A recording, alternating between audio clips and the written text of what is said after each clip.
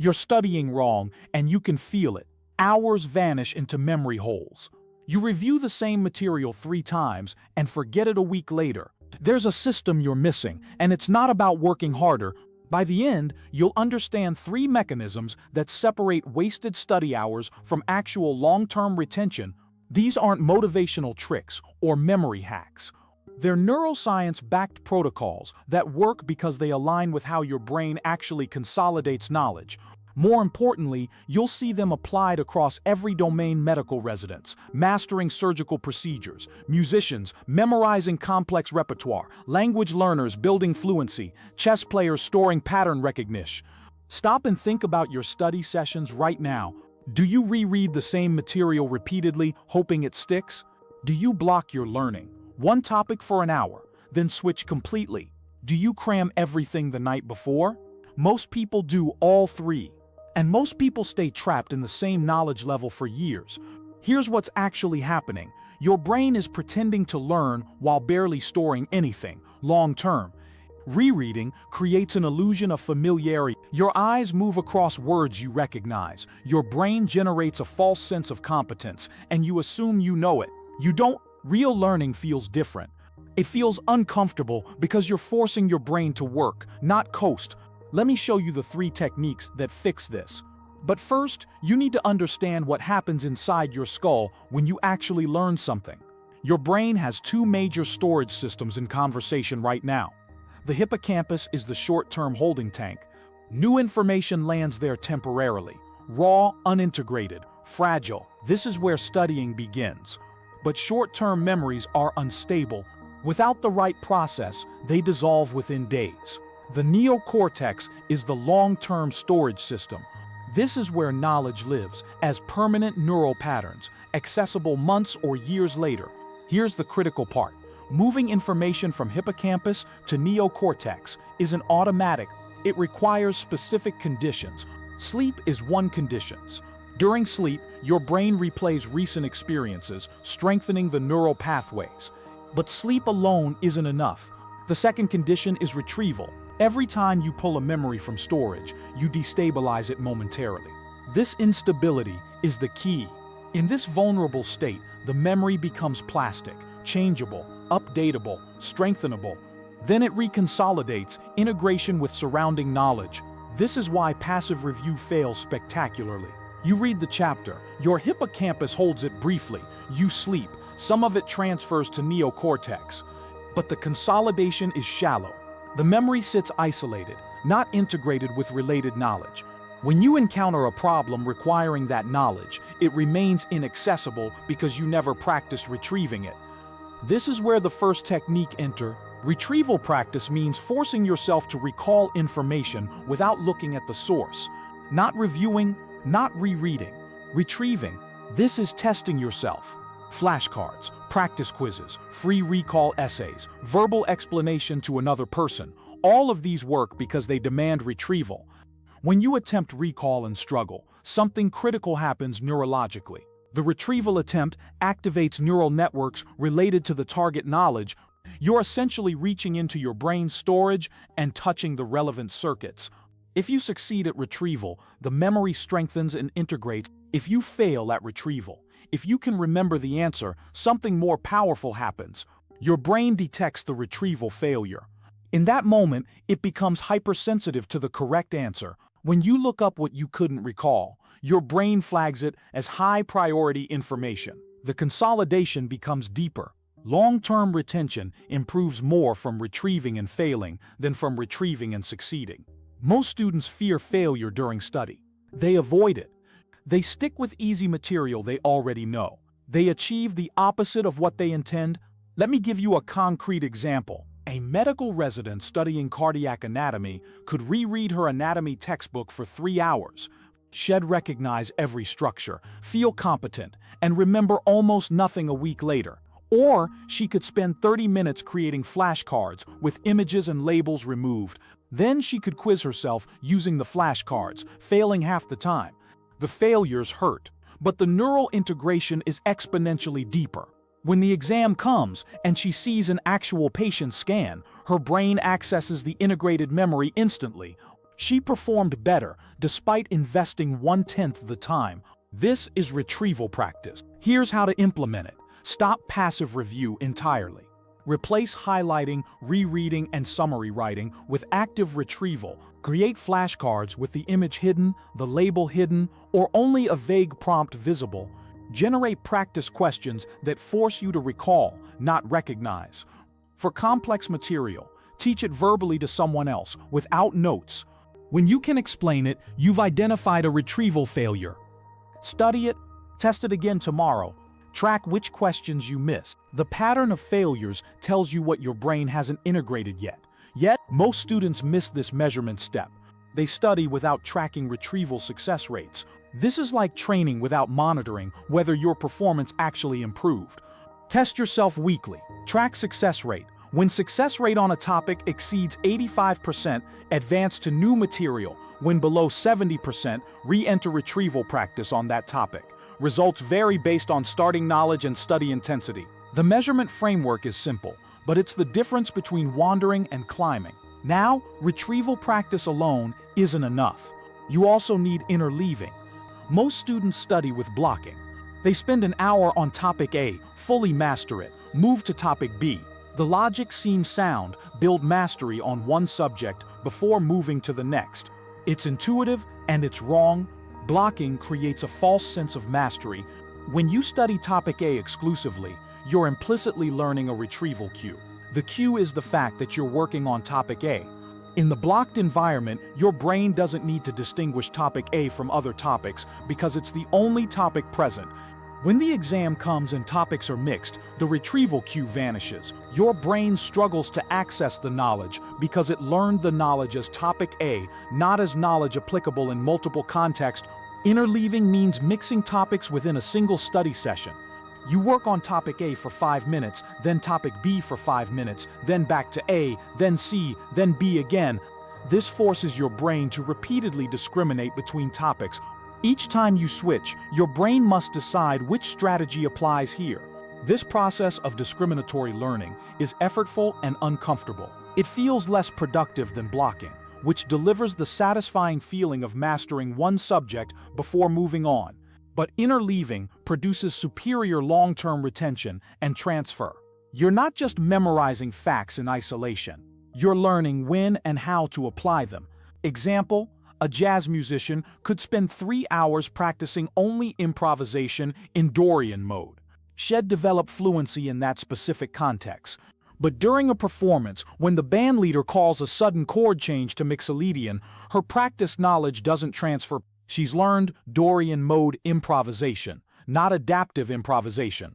Alternatively, she could practice mode A for 8 minutes, mode B for 8 minutes, mode C for 8 minutes, repeat, same total time, incomparably better transfer. When the chord change hits, her brain has practice switching between modes.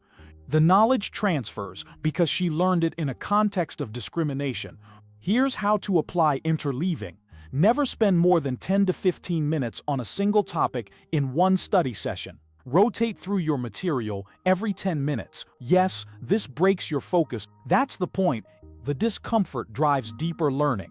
For language learners, instead of 1 hour on verb conjugation, do 12 minutes verbs, 12 minutes vocabulary, 12 minutes listening comprehension, 12 minutes reading. Back to verbs. For musicians, instead of 1 hour on a single piece, rotate between 3 pieces every 10 minutes. For chess players, instead of 1 hour on one opening, study opening A for 12 minutes, opening B for 12 minutes, endgame positions for 12 minutes, opening A again. Study session 1 60 minutes, blocked equals single topic repeated 60 times. Study session 2 60 minutes, interleaved equals 6 topics, 10 minutes each session. 2 produces 40 to 60% better long-term retention, despite identical time investment. Results vary based on topic difficulty and learner experience. Track the number of topic switches you complete in a 60-minute session. Minimum 5 switches, maximum you can exceed optimal because you're forcing discrimination. Now we reach the third mechanism, and this one reshapes your entire study schedule. Spacing. This is the most powerful technique, and it's the one most students actively sabotage. Spacing means distributing your practice across days and weeks, not cramming into a single session. Your brain consolidates knowledge during the intervals between study sessions. Sleep is critical, but so is awake time. During the hours after studying, your brain is integrating the knowledge with existing networks. This requires rest between sessions. When you cram, you're filling short-term working memory repeatedly without allowing consolidation. Each study session overwrites the previous one instead of building on it. You feel productive because you're reviewing material, but you're not learning. Sleep comes last, too late for optimal consolidation. The knowledge enters long-term storage in a shallow, fragile state. Within days, it's forgotten. Spacing between sessions, with sleep between each session, produces exponentially stronger consolidation. A classic example: two groups of surgical residents learned a new suturing technique. Group A studied the technique for 4 hours in a single day. Group B studied the technique for 1 hour per day across 4 days. Total study time identical, spacing completely different. When tested 1 month later, the spaced group performed the procedure 30% faster and with significantly fewer errors. Not because they learned more, because they learned better. The consolidation depth was incomparable. Here's the implementation space. Your retrieval practice across at least 3 days, preferably 7. On day 1, you study material and test yourself. Success rate matters less than the retrieval attempt itself. On day 2, you rest the material entirely. On day 3, you retest without reviewing. This retrieval attempt, after a gap, is where consolidation solidifies. Success rate matters now. If you succeed, the memory strengthens dramatically. If you fail after spacing, the failure is even more valuable than initial failure because it reveals shallow consolidation. You retest until success, then space again. On day 7, you retest again. On day 21, once more. This schedule optimizes the forgetting curve. You're testing just before you forget, triggering reconsolidation at maximum plasticity. Real study structure looks like this: Monday, study plus test 60% success. Wednesday, retest 75% success. Friday, retest 88% success. 2 weeks later, retest 82% success, equals review needed, repeat spacing cycle. 1 month later, retest 90% success, equals integrated into long-term storage. Results vary based on complexity of material and consistency of spacing. Don't study a topic exhaustively, then abandon it for 3 weeks. Don't re-review material you've already integrated. Instead, test, space, retest, space longer, retest. Each test updates your consolidation level. Track when you achieved 90% success on a given topic. That's your signal that the material is integrating. That you can maintain it with monthly reviews, but new learning advances first. Now here's where these 3 techniques interact in real mastery systems. A serious student combines all 3. Each study session uses interleaving and retrieval practice. Each topic gets spaced across weeks. The compound effect is dramatic. Imagine a language learner mastering Spanish. She could spend 2 hours daily for a year studying Spanish intensively, blocking vocabulary, grammar, and reading separately. She'd reach low intermediate fluency. Or she could spend 45 minutes daily, interleaving vocabulary 15 minutes, grammar 12 minutes, listening 12 minutes, speaking 6 minutes. She spaces vocabulary by testing weekly, grammar by testing twice weekly, listening by testing 3 times weekly, based on retention curves. She tracks success rates, identifying the 20% of material causing 80% of her confusion. She focuses retrieval practice on that narrow band. Same time investment, she reaches upper intermediate fluency because the integration is deeper. The difference isn't motivation, it's method.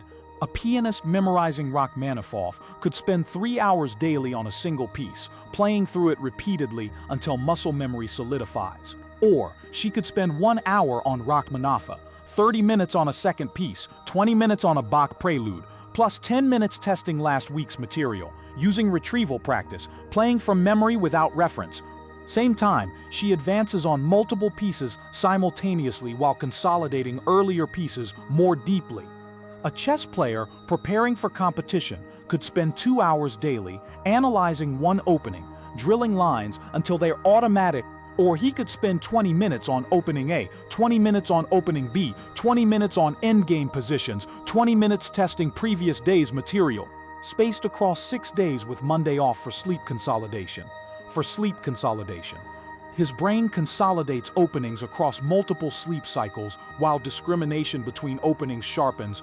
When tournament games begin and openings are unexpected, he adapts because he learned openings asterisk in context of switching asterisk, not in isolation.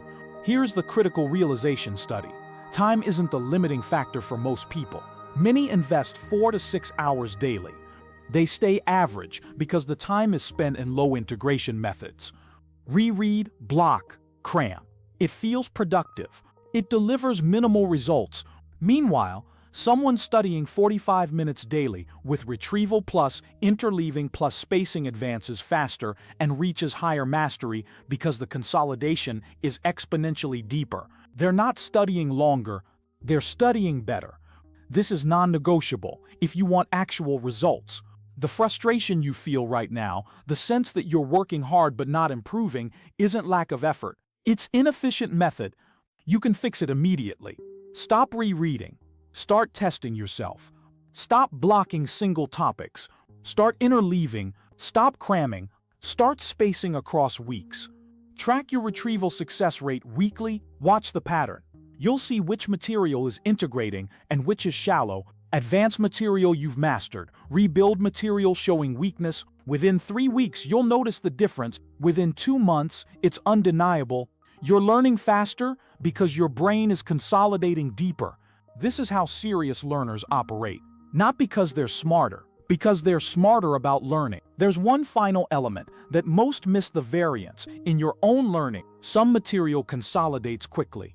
Factual information you encounter daily in real life integrates faster because real-world context provides retrieval cues. Abstract information unrelated to your environment consolidates more slowly. Complex procedural knowledge, surgery, instrument playing, complex problem solving requires more spacing cycles than simple factual knowledge. Your job is diagnosis. Not all material deserves equal spacing. Test it. Measure consolidation rate. Adjust spacing frequency based on data. Someone learning medical terminology needs less spacing because it's discrete, factual. Someone learning surgical technique needs more spacing because integration requires multiple consolidation cycles. Someone learning a language needs medium spacing with accelerated retrieval practice frequency because vocabulary requires high retrieval frequency while grammar requires longer consolidation intervals. Measure what you measure, improve what you track. Most students never measure consolidation progress. They study vaguely, hoping retention happens. Measure consolidation rate by testing periodically and tracking success percentage over time. Watch which topics show strong consolidation curves and which plateau. Double spacing frequency on plateau topics. The data guides your study design. You're not studying based on intuition or guilt. You're studying based on evidence of what's consolidating and what isn't. This transforms study from frustrating guesswork into systematic advancement. Retrieval practice works because you're forcing active recall instead of passive recognition. You're strengthening memory through repeated retrieval, especially retrieval failures that reveal shallow consolidation. Interleaving works because you're learning discrimination between concepts, ensuring transfer beyond isolated context. You're practicing switching between strategies, which trains adaptive learning. Spacing works because consolidation requires time and sleep cycles. You're honoring your brain's biological process of converting short-term memory into long-term knowledge. Combined, these three create a learning system aligned with neuroscience instead of fighting it. Most learners fight neuroscience. They study cramped in single topics through passive review. Then they blame themselves for forgetting. The forgetting wasn't failure. It was a predictable outcome of method misaligned with how consolidation works. You have 3 weeks to apply this correctly. Don't study more, study better. Use retrieval practice instead of review. Use interleaving instead of blocking. Use spacing instead of cramming. Track your success rates. Adjust based on data. Watch the results compound. This is measurable, replicable, evidence-backed learning. Not motivation, not hype. Method: measurement drives improvement. Track consolidation rate. Advance based on data. Discomfort means your brain is working, not that you're failing. Plateaus are normal. Extend spacing to break through.